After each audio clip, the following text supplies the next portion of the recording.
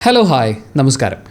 മലയാളത്തിൽ നമുക്ക് ഇന്ന് അവൈലബിൾ ആയിട്ടുള്ള ഇൻ്റർവ്യൂ എടുക്കുന്ന ആങ്കേഴ്സിൻ്റെ ഒരു ലിസ്റ്റ് എടുത്ത് നോക്കുകയാണെങ്കിൽ അവൈലബിൾ ആയിട്ടുള്ളതിൽ ഏറ്റവും ടോപ്പ് ടയറിൽ വരുന്ന കൂട്ടത്തിൽ ഏറ്റവും മികച്ച അവതാരകരിൽ ഒരാൾ തന്നെയാണ് രജനീഷ് എന്ന് പറയുന്നത്. പേഴ്സണലി പറയാനാണെങ്കിൽ എൻ്റെ 2 ഇൻ്റർവ്യൂസ് രജനീഷ് എടുത്തിട്ടുണ്ട്.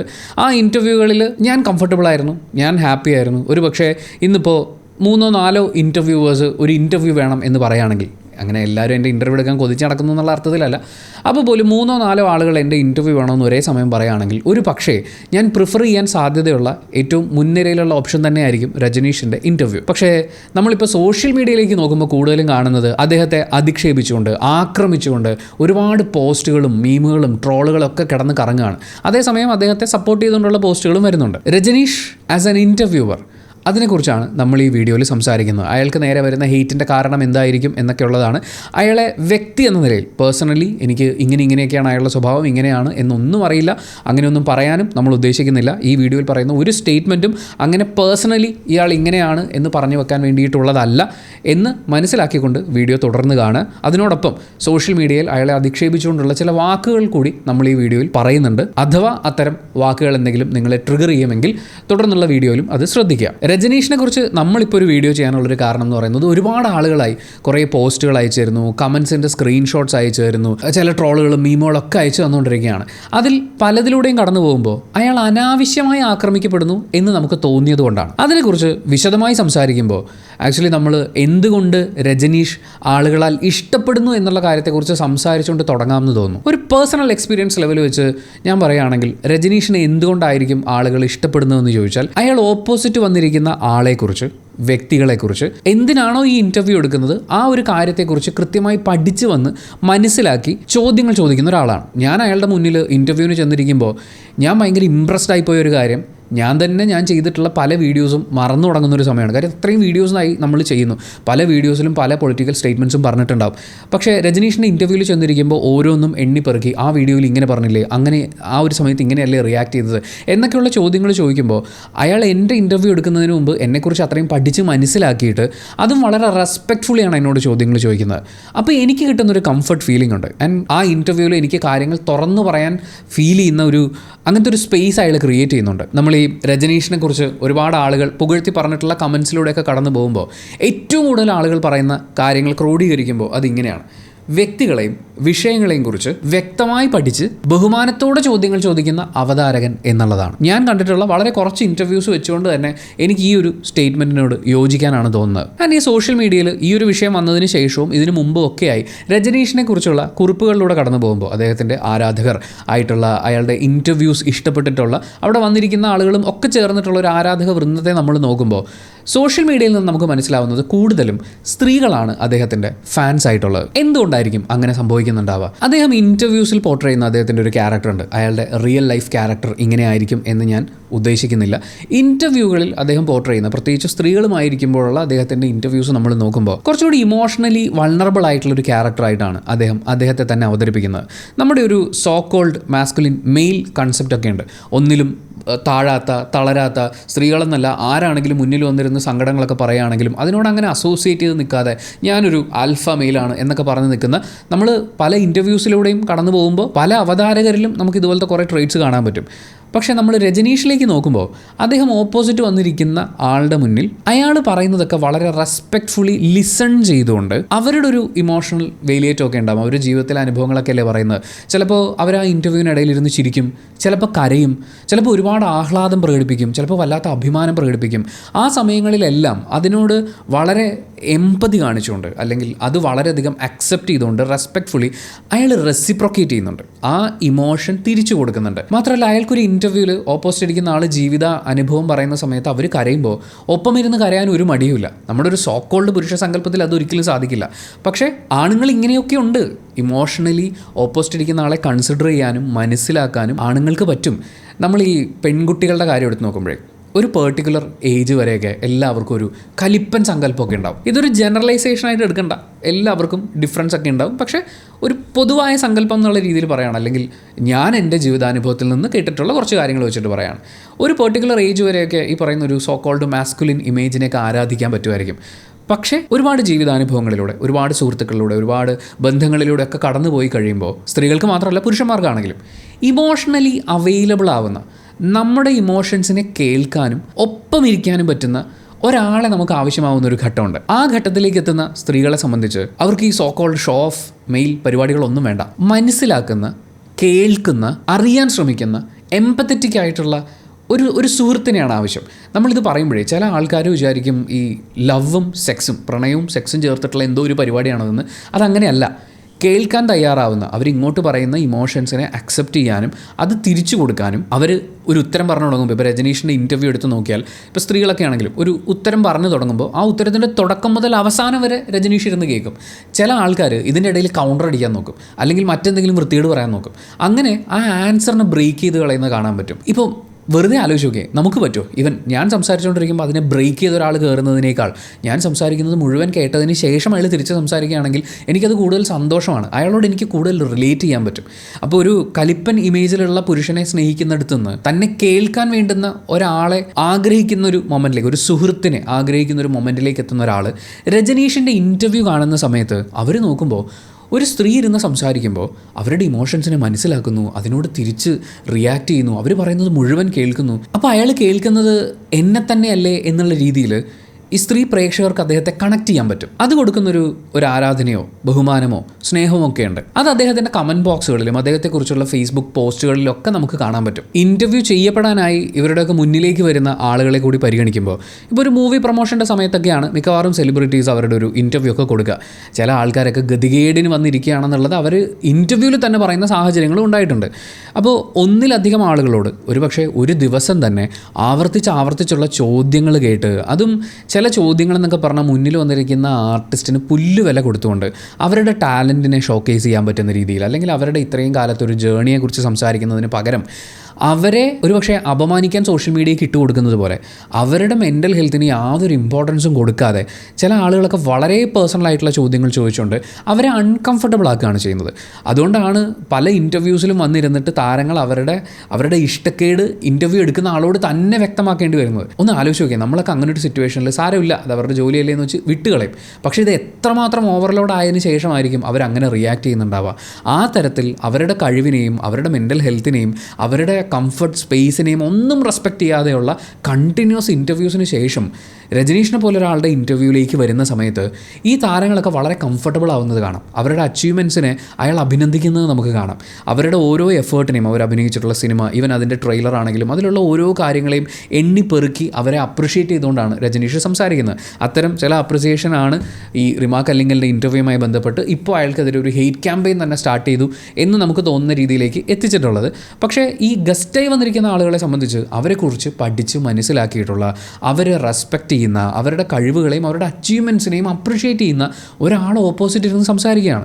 അത് അവർക്ക് കൊടുക്കുന്ന ഒരു കംഫർട്ട് സ്പേസ് ഉണ്ട്. സ്വാഭാവികമായും അവർ ഓപ്പൺ അപ്പ് ആവാൻ തുടങ്ങും. ഇപ്പോൾ റിമാ കല്ലിങ്കലിൻ്റെ ഇൻ്റർവ്യൂ സ്റ്റാർട്ട് ചെയ്യുന്ന സമയത്ത് ഞാൻ കാത്തിരിക്കുകയായിരുന്നു നിങ്ങളുടെ ഇൻ്റർവ്യൂ എന്ന് പറയുമ്പോൾ റിമാ കല്ലിങ്കലും പറയുന്നത് ഞാനും എന്നാണ്.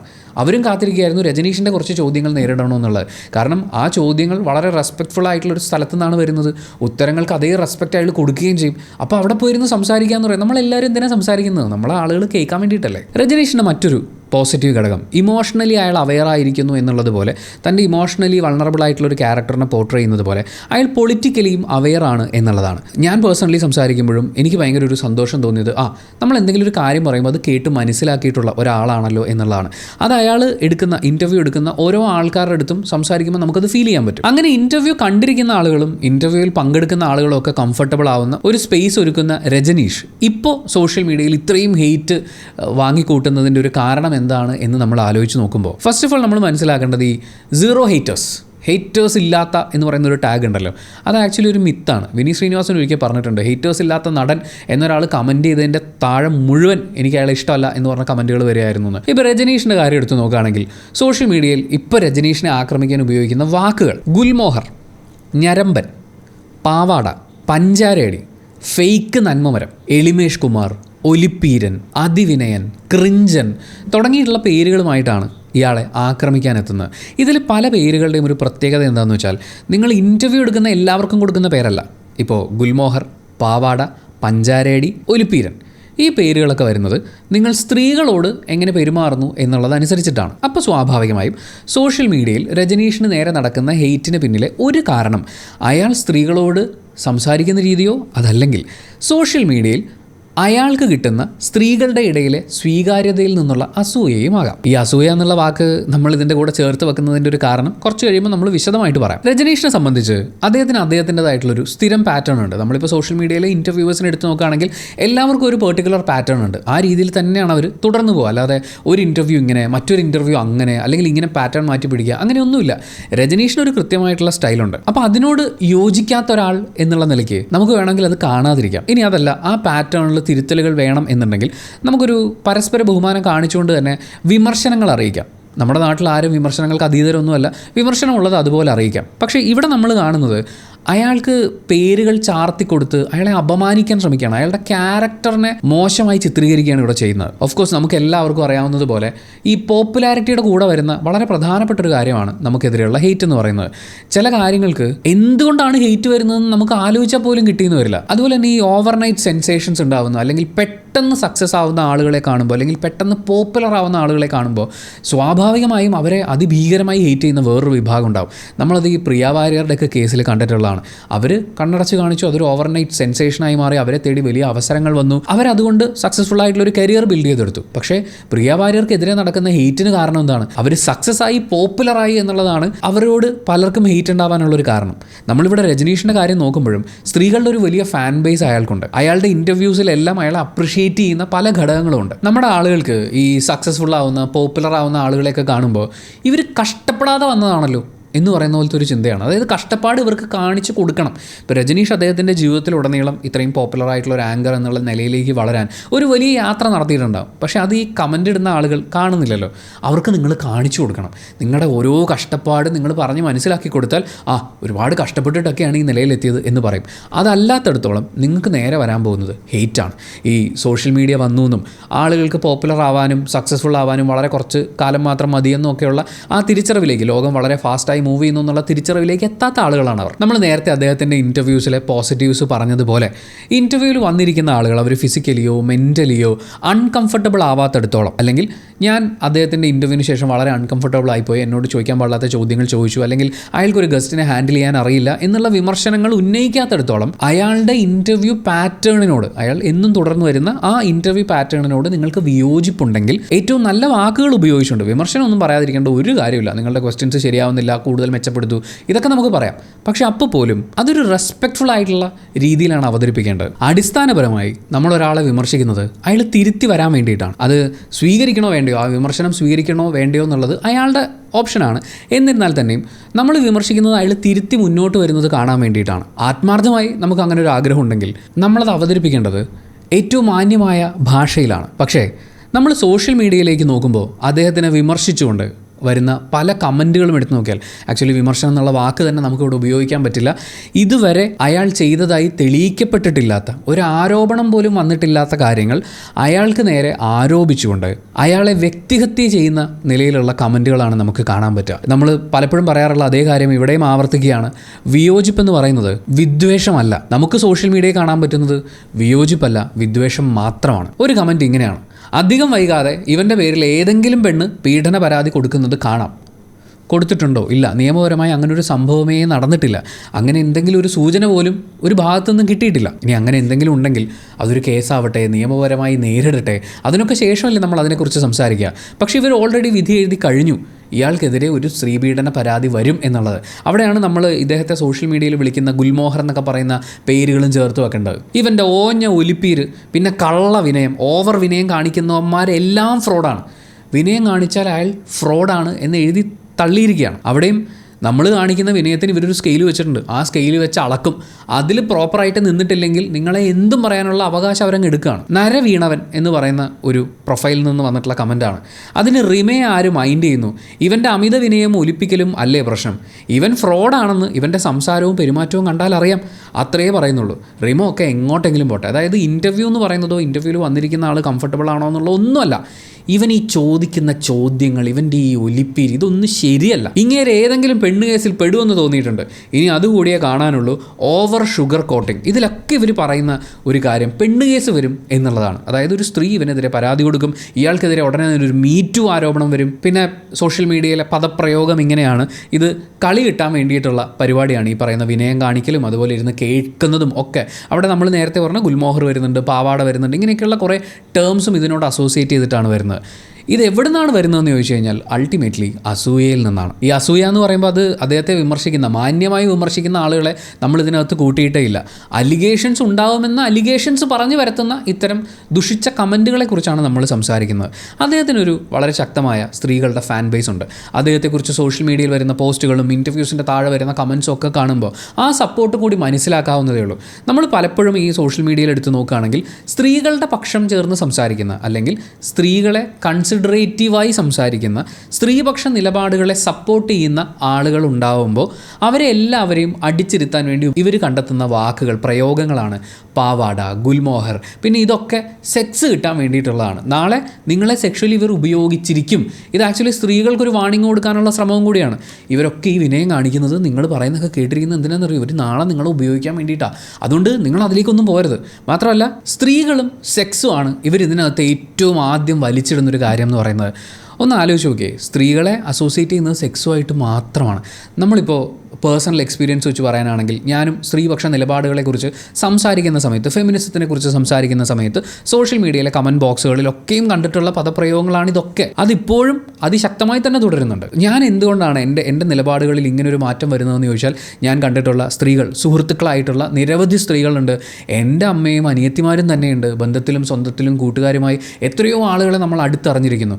ഓരോ ആളുകളിൽ നിന്ന് നമ്മൾ മനസ്സിലാക്കുന്ന കാര്യങ്ങൾ വെച്ചുകൊണ്ടാണ് അടുത്ത ആളെ നമ്മൾ ട്രീറ്റ് ചെയ്യുക. അവിടുന്ന് നമുക്ക് പുതിയ പാഠങ്ങൾ കിട്ടും. അങ്ങനെയാണ് ഒരു വ്യക്തി എന്ന നിലയിൽ സ്ത്രീയെ മനസ്സിലാക്കാനും ഉൾക്കൊള്ളാനും കേൾക്കാനും നമ്മൾ തയ്യാറാവുന്നത്. ഒരു പക്ഷേ സോഷ്യൽ മീഡിയയിൽ ഉണ്ടാകുന്ന സ്ത്രീ ഫോളോവേഴ്സിനെയും അതുപോലെ കമൻറ്റ് ബോക്സിൽ കാണുന്ന സ്ത്രീകളെയൊക്കെ കണ്ടിട്ടായിരിക്കും ഇങ്ങനെ ചിന്തിക്കുന്നുണ്ടാവുക. പക്ഷേ നമ്മൾ ഇത്തരം സ്ത്രീപക്ഷ നിലപാടുകളെക്കുറിച്ച് സംസാരിക്കുന്ന സമയത്ത് ഇൻബോക്സിലേക്ക് വരുന്ന പെൺകുട്ടികളുടെ മെസ്സേജിൽ ഭൂരിപക്ഷവും അവർ പറയുന്നത്, ചേട്ടാ ഈ വിഷയത്തെക്കുറിച്ചൊന്ന് സംസാരിക്കൂ, ഇങ്ങനൊരു വിഷയമുണ്ട്, നിങ്ങളിത് അഡ്രസ്സ് ചെയ്താൽ നന്നായിരിക്കും എന്നാണ്. അവരെൻ്റെ കണ്ടൻറ്റാണ് കൺസ്യൂം ചെയ്യുന്നത്. അത് കാണുന്ന സമയത്ത് അവർക്ക് വേണ്ടി സംസാരിക്കാൻ, അല്ലെങ്കിൽ അവർ സംസാരിക്കാൻ ആഗ്രഹിക്കുന്ന കാര്യങ്ങൾ കുറച്ചുകൂടി, ഇത്രയും സബ്സ്ക്രൈബേഴ്സൊക്കെ ഉള്ളതുകൊണ്ട് കുറച്ചുകൂടി ഉറക്കെ സംസാരിക്കാൻ പറ്റുന്ന ഒരാളെന്ന നിലയിലുള്ള ഒരു സ്നേഹമോ ബഹുമാനമോ ആയിരിക്കാം അതിൻ്റെ പിന്നിൽ. അതിൻ്റെ എല്ലാത്തിൻ്റെ പിന്നിൽ കളിയാണ് എന്ന് വിചാരിക്കുന്ന സോഷ്യൽ മീഡിയ ദുഷ്ജന്തുക്കളോട് എന്ത് പറയാനാണ്? അവരൊക്കെ ഏതെങ്കിലും ഒരു കാലത്ത് മനസ്സിലാക്കുമായിരിക്കും ഈ സ്ത്രീകളുടെ ഭാഗത്ത് നിന്ന് ഒരു പുരുഷന് കിട്ടുന്ന, അല്ലെങ്കിൽ ഓപ്പോസിറ്റ് ജെൻഡറിൽ നിന്ന് നമ്മൾ പ്രതീക്ഷിക്കേണ്ടത് സെക്സ് മാത്രമല്ല, അവിടെ സൗഹൃദമുണ്ട്, അവിടെ മനസ്സിലാക്കലുണ്ട്. നല്ലൊരു കേൾവിക്കാരനെയോ കേൾവിക്കാരിയോ കിട്ടുക എന്ന് പറയുന്ന ജീവിതത്തിൽ ഏറ്റവും സാറ്റിസ്ഫാക്ഷൻ തരുന്ന പോയിന്റുകളുണ്ട്. നമ്മൾ ഈ ഒരു വീഡിയോ തുടങ്ങുന്ന സമയത്തും പറഞ്ഞതാണ്, നമ്മളെ കേൾക്കാൻ ആളുണ്ടാവുക, നമ്മളെ മനസ്സിലാക്കാൻ ആഗ്രഹിക്കുന്ന ഒരാളുണ്ടാവുക എന്ന് പറയുന്നത് അത്രമേൽ ഇമ്പോർട്ടൻ്റ് ആണ്. അത് സെക്സിനൊക്കെ ഒരുപാട് മുകളിൽ നിൽക്കുന്നതാണ്. അത് ഉൾക്കൊള്ളാൻ കഴിയാത്ത ഒരാൾക്ക് സ്ത്രീകളെ കേൾക്കുന്ന ഒരാളെ കാണുമ്പോൾ ഇത്തരം പേരുകൾ വിളിച്ച് അയാളെയും അതുപോലെ കേൾവിക്കാരായി ഇരിക്കുന്ന ആളുകളെയും അടിച്ചമർത്താൻ മാത്രമേ തോന്നുള്ളൂ. ഞാൻ ഈ പറഞ്ഞതിൽ എന്തെങ്കിലും സംശയം നിങ്ങൾക്കുണ്ടെങ്കിൽ, നിങ്ങൾക്ക് ഏറ്റവും പ്രിയപ്പെട്ട നിങ്ങളുടെ ഓപ്പോസിറ്റ് സെക്സിലുള്ള ഒരു 10 പേരോട്, നിങ്ങൾക്ക് ഏറ്റവും ക്ലോസ് ആയി നിൽക്കുന്നു നിങ്ങൾ വിശ്വസിക്കുന്ന ഒരു 10 പേരോട് ചോദിക്കൂ, നിങ്ങളവരെ എപ്പോഴെങ്കിലും കേട്ടിരുന്നിട്ടുണ്ടോ? നിങ്ങളവരെ അവരാഗ്രഹിക്കുന്നത് പോലെ മനസ്സിലാക്കാൻ ശ്രമിച്ചിട്ടുണ്ടോ എന്ന്. അപ്പോഴെങ്കിലും ഒരു പക്ഷേ നിങ്ങൾക്ക് മനസ്സിലായേക്കാം ഇങ്ങനൊരു കേൾവി എന്ന് പറയുന്നതിലെ ഏറ്റവും വലിയ പ്രാധാന്യം എന്താണെന്നുള്ളത്. ഇതൊക്കെ പറയുമ്പോഴും രജനീഷിൻ്റെ ഇൻ്റർവ്യൂ ആണ് ദി ബെസ്റ്റ്, നമ്മൾ ആരും കുറ്റം പറയാൻ പാടില്ല എന്നൊന്നുമല്ല അതിൽ അർത്ഥമാക്കുന്നത്. എന്നാൽ അതേസമയം പല ഇൻ്റർവ്യൂസിലൂടെയും കടന്നുപോയ സമയത്ത് രജനീഷ് അടക്കമുള്ള ഒരു വലിയ വിഭാഗം ഇൻ്റർവ്യൂവേഴ്സിൻ്റെയും ചോദ്യഘടനയിലുള്ള ഒരു പ്രശ്നം കൂടി സൂചിപ്പിക്കേണ്ടതായിട്ടുണ്ട്. അത് മൂന്നാമതൊരാളെ വലിച്ചിടുക എന്നുള്ളതാണ്. നമ്മൾ ഒരാളുടെ ഇൻ്റർവ്യൂ എടുക്കുന്ന സമയത്ത് അയാളുടെ എക്സ്പീരിയൻസുകളിൽ നിന്ന്, അയാളുടെ അനുഭവങ്ങളിൽ നിന്ന് നമുക്ക് ഇൻസ്പിറേഷൻസ് ഉൾക്കൊള്ളാൻ പറ്റും. അയാളുടെ ഇമോഷൻസിനെ മനസ്സിലാക്കാൻ ശ്രമിക്കാം. അതൊക്കെ നല്ല കാര്യമാണ്. പക്ഷേ ആ എക്സ്പീരിയൻസിനപ്പുറം, ആ എക്സ്പീരിയൻസിനോട് ചേർത്ത് ഒരു വ്യക്തി കൂടി ഉണ്ടാകുന്ന സമയത്ത് നിങ്ങൾ എക്സ്പീരിയൻസിൻ്റെ എല്ലാ അറ്റവും മൂലയും ചോദിച്ചു പോകുമ്പോൾ അവിടെ ആ ഇൻ്റർവ്യൂവിൽ പ്രസൻ്റ് ആയിട്ടില്ലാത്ത ഒരാൾ കൂടി സോഷ്യൽ മീഡിയയിലേക്ക്, അല്ലെങ്കിൽ ഈ ഇൻ്റർവ്യൂ കാണുന്ന ആളുകളുടെ മുന്നിലേക്ക് വലിച്ചിഴക്കപ്പെടുകയാണ്. അതിന് ഏറ്റവും വലിയ ഉദാഹരണം ഈ ഡിവോഴ്സ് കഴിഞ്ഞതിന് ശേഷമുള്ള, അല്ലെങ്കിൽ ഒരു ബ്രേക്കപ്പ് കഴിഞ്ഞതിന് ശേഷമുള്ള ഇൻ്റർവ്യൂസൊക്കെയാണ്. പൊതുവേ അങ്ങനെ സെലിബ്രിറ്റീസിൻ്റെ ഇൻ്റർവ്യൂസ് നമ്മളിരുന്ന് കാണുമല്ലോ. ഈ ചോദ്യം ചോദിക്കുന്ന ആളുടെ മുന്നിലിരിക്കുന്നത് സെലിബ്രിറ്റി ആയിട്ടുള്ള, ആ ഡിവോഴ്സിലോ ബ്രേക്കപ്പിലോ പാർട്ടായിട്ടുള്ള ഒരാൾ മാത്രമാണ്. ചോദ്യങ്ങൾക്കുള്ള മറുപടിയായിട്ട് ഇയാൾ ചിലപ്പോൾ അവിടെ പ്രസൻ്റ് ആയിട്ടില്ലാത്ത ആളെക്കുറിച്ചും സംസാരിച്ചേക്കാം. നമുക്ക് വേണമെങ്കിൽ ആ ഡിവോഴ്സിലേക്ക് അയാളെ നയിച്ച, അത്തരം ശക്തമായൊരു തീരുമാനത്തിലേക്ക് അയാളെ നയിച്ച, അയാൾക്ക് ശക്തി പകർന്നിട്ടുള്ള കാരണങ്ങൾ എന്തൊക്കെയാണെന്ന് ചോദിക്കാം. തിരികെ ജീവിതത്തിലേക്ക് മടങ്ങിയെത്തുമ്പോൾ അതെങ്ങനെയാണ് മുന്നോട്ട് കൊണ്ടുപോകാൻ പോകുന്നത്, എന്തൊക്കെയാണ് അതിൽ നമുക്ക് പോസിറ്റീവായി കണ്ടെത്താൻ പറ്റുന്ന കാര്യങ്ങൾ, ഇങ്ങനെ ഒത്തിരി കാര്യങ്ങൾ ചോദിക്കാം. പക്ഷേ വ്യക്തികളിലേക്ക് കേന്ദ്രീകൃതമായി ചോദ്യങ്ങൾ ചോദിക്കുമ്പോൾ അവിടെ ഓൾറെഡി പ്രസൻ്റ് അല്ലാത്ത, നിങ്ങളോട് കൺസെൻറ്റ് തന്നിട്ടില്ലാത്ത, എൻ്റെ പേഴ്സണൽ കാര്യങ്ങൾ സോഷ്യൽ മീഡിയ പ്ലാറ്റ്ഫോമുകളിൽ നിങ്ങൾ പബ്ലിഷ് ചെയ്തോളൂ എന്നുള്ള കൺസെൻറ്റ് തന്നിട്ടില്ലാത്ത ഒരാളുടെ ജീവിതത്തിനെ, ആ വ്യക്തിയെ നിങ്ങളെടുത്ത് വെച്ചു കൊടുക്കുകയാണ്. മൂന്നാമത്തെ ആളെ ഇൻ്റർവ്യൂവിലേക്ക് വലിച്ചിഴച്ച് കൊണ്ടുവരിക എന്ന് പറയുന്ന കാര്യം മിക്കവാറും ഇൻ്റർവ്യൂകളിൽ നമുക്ക് കാണാൻ പറ്റും. ആ തേർഡ് പേഴ്സണെ ഇൻ്റർവ്യൂവിലേക്ക് കൊണ്ടുവരിക എന്ന് പറയുന്നത് അത് കണ്ടിരിക്കുന്ന ആർക്കും തന്നെ ഒരു മോട്ടിവേഷനോ ഇൻസ്പിറേഷനോ കൊടുക്കാൻ പോകുന്നില്ല. ഗോസിപ്പ് ചെയ്യാൻ വേണ്ടി, സോഷ്യൽ മീഡിയയിൽ വലിച്ചു കീറാൻ വേണ്ടി ഒരാളെ ഇട്ട് കൊടുക്കുക എന്ന് പറയുന്ന ആക്ട് മാത്രമാണ്. അല്ലെങ്കിൽ അപ്പുറത്തെ വീട്ടിൽ എന്ത് നടക്കുന്നു എന്നറിയാനുള്ള ആ ക്യൂരിയോസിറ്റി ഉണ്ടല്ലോ, ആ വളരെ മോശം ക്യൂരിയോസിറ്റി, അതിനെ സാറ്റിസ്ഫൈ ചെയ്യാൻ വേണ്ടിയിട്ടുള്ളൊരു എലമെൻറ്റ് മാത്രമായി മാറുകയാണ്. വളരെ പ്രധാനപ്പെട്ടൊരു കാര്യം, നമ്മുടെ മുന്നിലിരിക്കുന്ന ഒരാളുടെ സൈഡ് മാത്രമാണ് നമ്മൾ കേൾക്കുന്നത്. അവരുടെ ജീവിതത്തിൽ എന്ത് സംഭവിച്ചു, എങ്ങനെയാണ് കാര്യങ്ങൾ മുന്നോട്ട് പോയിട്ടുള്ളത്, ആരാണ് ഇവിടെ പ്രതിസ്ഥാനത്ത് നിർത്തപ്പെടേണ്ട ഒരാളുണ്ടെങ്കിൽ അത് ആരാണ് എന്നുള്ളതൊന്നും അറിയില്ല. വൺ സൈഡ് മാത്രം കേട്ടുകൊണ്ട് ഒരു വ്യക്തിയെ ആക്രമിക്കാൻ പൊതുജനങ്ങളുടെ മുന്നിലേക്ക് ഇട്ട് കൊടുക്കുക എന്ന് പറയുന്ന ഒരു കാര്യം മാത്രമേ അവിടെ സംഭവിക്കുന്നുള്ളൂ. അതുകൊണ്ട് ആർക്കും യാതൊരു പ്രയോജനവും ഉണ്ടാകുന്നില്ല. അങ്ങനെയുള്ള ഈ ആവർത്തിച്ചുള്ള പാറ്റേൺ, അത് രജനീഷിനെ മാത്രമല്ല പല ആളുകളുടെയും ഇൻ്റർവ്യൂകളിൽ നമുക്ക് കാണാൻ പറ്റും. അത്തരം പാറ്റേണുകൾ അവസാനിപ്പിക്കേണ്ട സമയമായി എന്ന് ചിന്തിച്ചു തുടങ്ങണം എന്നൊരു റിക്വസ്റ്റ് ഉണ്ട്. ആകെ മൊത്തത്തിൽ ഇത്രേ പറയാനുള്ളൂ. രജനീഷ് എന്ന വ്യക്തിയുടെ അദ്ദേഹത്തിൻ്റെ ഇൻ്റർവ്യൂകൾ നിങ്ങൾക്ക് ഇഷ്ടപ്പെടാം, ഇഷ്ടപ്പെടാതിരിക്കാം, ക്രിഞ്ച് ചോദ്യങ്ങളായി തോന്നിയേക്കാം, ലാഗ് അടിക്കുന്നുണ്ടെന്ന് തോന്നിയേക്കാം, മോശം ചോദ്യങ്ങളാണല്ലോ, കുറച്ചുകൂടി ബെറ്റർ ക്വസ്റ്റ്യൻസ് ആയിട്ട് വരൂ എന്നൊക്കെ പറയാൻ തോന്നിയേക്കാം. അതൊക്കെയും നമുക്ക് റെസ്പെക്റ്റ്ഫുള്ളി അവതരിപ്പിക്കാം. ഇഷ്ടക്കേടുകൾ നമുക്ക് വേണമെങ്കിൽ ട്രോളായും മീമായും ഒക്കെ സ്പ്രെഡ് ചെയ്യാം. പക്ഷേ ആ ഇഷ്ടക്കേടുകൾ പ്രകടിപ്പിക്കുന്നത് നിയമത്തിൻ്റെ യാതൊരു പിൻബലവുമില്ലാത്ത ഒരു മനുഷ്യനെക്കുറിച്ച് പറയാൻ പറ്റുന്ന, പ്രത്യേകിച്ച് ഒരു പുരുഷനെക്കുറിച്ച് നമ്മുടെ ഇന്നത്തെ സമൂഹത്തിൽ പറയാൻ പറ്റുന്ന ഏറ്റവും മോശം ആരോപണങ്ങൾ ഉന്നയിച്ചുകൊണ്ടാവരുത്. അത് നമ്മൾ ഈ പറയുന്ന സോ കോൾഡ് ആധുനിക സമൂഹത്തിന് ഒരിക്കലും അംഗീകരിക്കാനാവാത്ത ഒന്നാണ്. ഒരാളുടെ ജീവനെയും ജീവിതത്തെയും ഒക്കെ ഏറ്റവും ബുദ്ധിമുട്ടാവുന്ന ഒരു സിറ്റുവേഷനിലേക്ക് തള്ളിയിടുന്നത് പോലെയാണ്. അത് ഉണ്ടാവാതിരിക്കട്ടെ എന്ന് ആഗ്രഹിക്കുകയാണ്, റിക്വസ്റ്റ് ചെയ്യുകയാണ്. Thank you so much for watching this video. Video ഇഷ്ടപ്പെട്ടാൽ ലൈക്ക് ചെയ്യുക, കമൻറ്റ് ചെയ്യുക, ഷെയർ ചെയ്യുക, സബ്സ്ക്രൈബ് ചെയ്യുന്ന കാര്യവും ഹൈപ്പ് ചെയ്യുന്ന കാര്യവും പരിഗണിക്കുക. നിങ്ങളുടെ അഭിപ്രായങ്ങൾ, നിങ്ങളുടെ വിലയേറിയ അഭിപ്രായങ്ങൾ ആരോഗ്യകരമായ രീതിയിൽ കമൻറ്റ് ബോക്സിൽ പ്രകടിപ്പിക്കുക. Thank you.